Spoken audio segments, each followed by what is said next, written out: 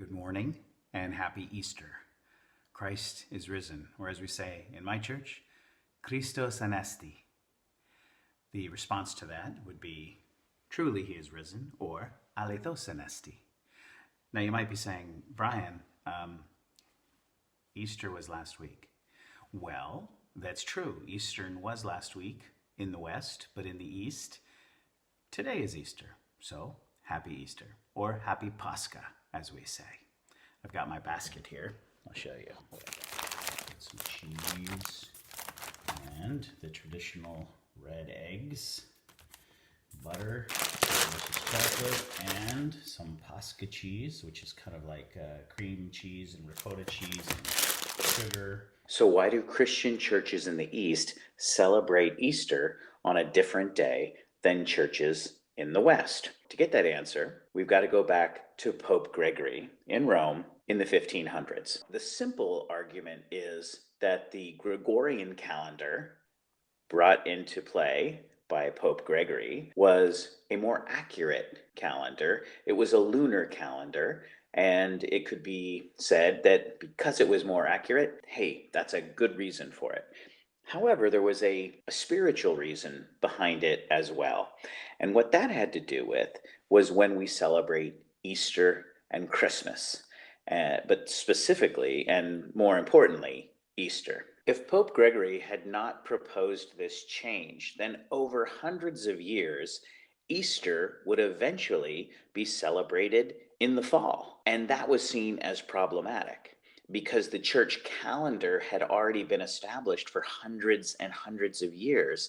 And you didn't want important celebrations and feasts of the church to be moving around because they had already established what they called a liturgical calendar. Prior to this, churches were on the Julian calendar, which had been established in 46 BC by Julius Caesar.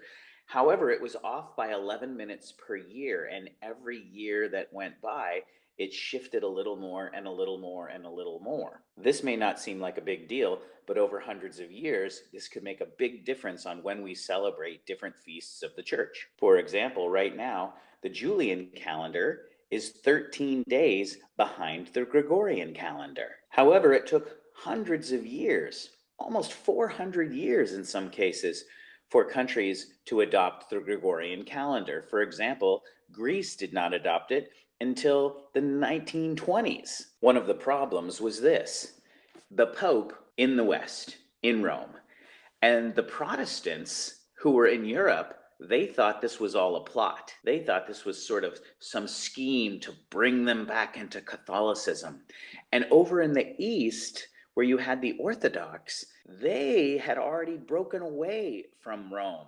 And they looked at this and said, ooh, I don't know about that. That seems kind of like a papal plot. We're not cool with that. And so as a result, it took hundreds of years for this to change, even though it was scientifically accurate. So where does that leave us now? For Eastern Orthodox Christians, which represent a huge swath of Christianity across the world, they still celebrate on the Julian calendar for Easter. They call it Pascha, and they celebrate it according to what they call the Old Calendar. That's primarily because of tradition. And so although most folks have already celebrated Easter in the United States, there are a number of churches across the United States and across the world who are celebrating Easter today. So, Christ is risen. Truly he is risen, and this whole week now is what's known as Bright Week. Every day is a special prayers and celebration